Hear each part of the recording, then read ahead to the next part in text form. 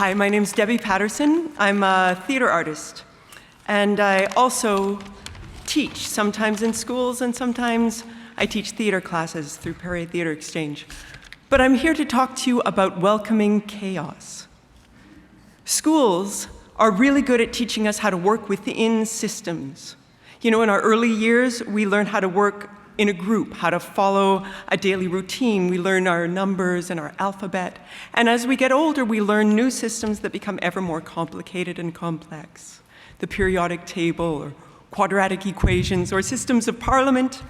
And learning to work within systems is essential, but equally essential is the ability to see what lies beyond existing systems. Indeed, none of those systems would be in place without human invention and creativity. Someone had to go there first.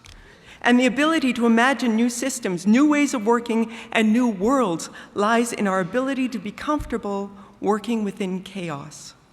As an artist, I know my best work happens when I surrender to not knowing, when I welcome chaos, which is why I think it's important for artists to teach this skill and not the classroom teacher. Not because teachers don't have skills as artists, but because students need to know that their teacher's providing structure. You can't suck and blow at the same time. As artists, we create chaos in the classroom by pushing all the desks to the side of the room, or bringing in messy materials, or embarking on projects without knowing how they're going to end, just knowing, well, we'll figure it out as we go along.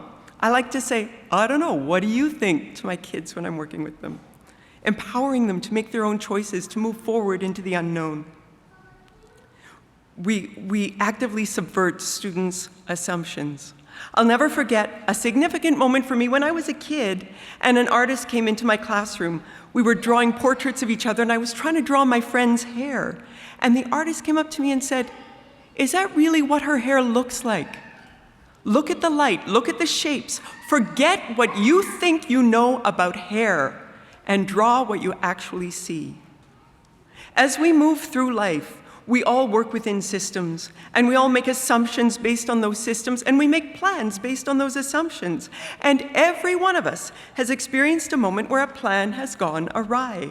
We have car accidents, or we have health crises, relationships fall apart. We have unexpected fortunes, good or bad, that force us off the path we thought we were supposed to be on. And when that happens, most of us focus on getting back on track, where we felt safe and in control. We say things like, "I just want to get my life back," or "I'm going through a rough patch." If we haven't learned to function outside of those systems, to be comfortable creating from chaos, we'll treat those events as blips or interruptions in our progress, in our lives. But by relying on our assumptions of what should be, we'll fail to see what actually is.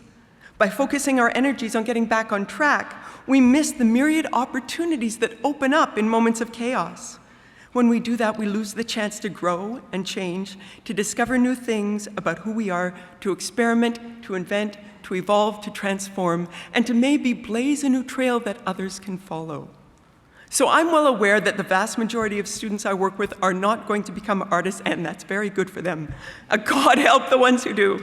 But I know that by giving students a chance to welcome chaos, to challenge their own assumptions, to take risks, to create from a place of not knowing, to move forward into the unknown, I may not help them become artists, but I definitely help them become human.